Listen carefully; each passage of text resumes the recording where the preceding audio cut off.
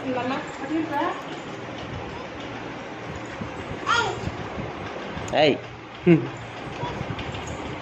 లేదు లేదు చూసావా, మొత్తం తీసుకొచ్చి లాస్ట్ వాయికి మొత్తం నాకేనా? ఉంచుకోవాలా నేనే? ఉంచుకోవాలా? నేను తీసుకెళ్ళండి, మీ అక్కడే మా అమ్మగారు అలా పనిస్తా.